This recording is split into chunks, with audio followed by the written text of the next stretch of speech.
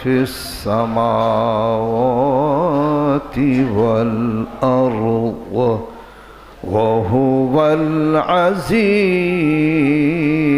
الحكيم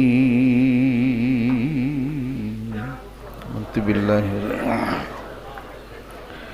যে ব্যক্তি সকাল বিকাল এটা তেলাওয়াত করবে, হাদিস শরীফের মধ্যে আসছে ৭০,০০০ ফেরেশতা আল্লাহ পাক তার জন্য হেফাজতের জন্য আল্লাহ নিযুক্ত করবেন।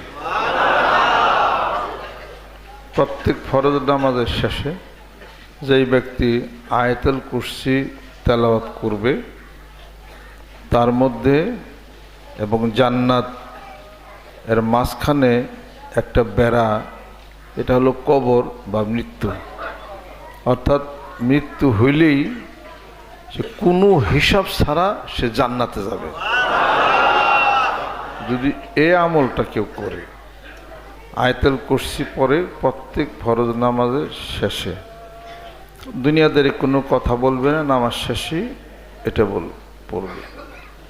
আর প্রত্যেক ফরজ নামাজের শেষে যদি কোনো ব্যক্তি সূরা তাওবার শেষ দোয়া শরীফ, এটা কোরআনুল কারীমের সর্বশেষ আয়াত শরীফ, এইটাই নাজিল হয়েছে। ইখতিলাফও আছে, এইটা যদি কেউ পড়ে সূরা তাওবার শেষ দোয়া শরীফ লাকাদ জাআকুম রাসূলুম মিন আনফুসিকুম শেষ পর্যন্ত, তাহলে পরে ওই দিন তার মৃত্যু হবে না। আজরাইল আলাইহিস সালাতু ওয়াস সালাম তার জান কবজ করবে না। যখন আমলটি ছেড়ে দিবে বা ভুল হয়ে যাবে তখন তার জান কবজ করা হবে। এটা তো একটা খুব সুবিধার কথা।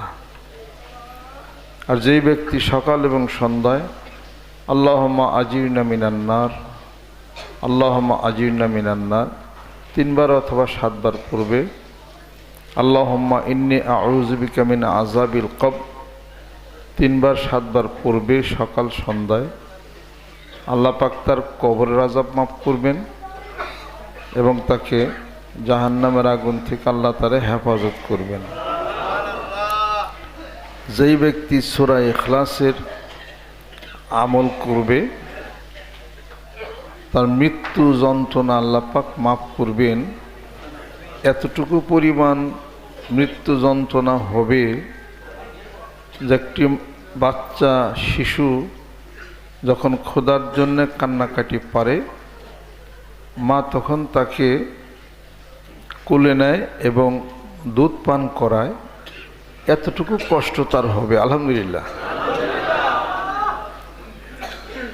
খিদার জন্য কানলে আর কতটুকু কষ্ট নাকি কোন, এটা যদি কেউ সূরা ইখলাসের আমল যদি কেউ করে, যেই ব্যক্তি লা হাওলা ওয়ালা কুওয়াতা ইল্লা বিল্লাহ এই আমল করে, হাদিস শরীফের মধ্যে আসছে আল্লাহ পাক বলেন, নবী বন্ধু তুমি বলে দাও যারা লা হাওলা ওয়ালা কুওয়াতা ইল্লা বিল্লাহ পড়ে আমি আল্লাহ পাক তাদেরকে 50টা পুরস্কার দুনিয়াতে দিব।